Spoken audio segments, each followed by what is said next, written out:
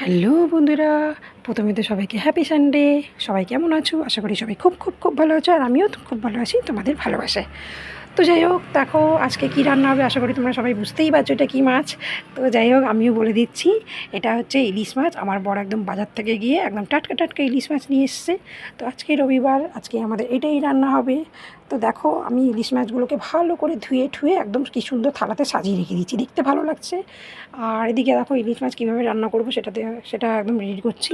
তো প্রথমে মাছগুলোকে ভালো করে ধুয়ে ঠুয়ে ওর মধ্যে কাঁচা লঙ্কা, সর্ষে আর একটু নুন, হলুদ আর সর্ষে তেল দিয়ে সেটাকে ভালো করে মাখিয়ে টাকিয়ে একদম একদম ভাপাতে বসিয়ে দিলাম। আর এদিকে দেখো, আমি চিকেনটাকে কী করছি, এদিকে চিকেন হবে। তো চিকেনের মধ্যে একটু আদা ঘষা, একটু রসুন ঘষা মানে দিয়ে সেটাকে চিকেনটাকে ভালো করে মাখছি। মেখে ওদিকে পেঁয়াজ কাটা রয়েছে। তো ভালো করে দেখো, এদিকে কষাচ্ছি মাংসটাকে। তোমরা ভাবছো কড়াটা এত বড়, বাবা মাংসটা এইটুখানি।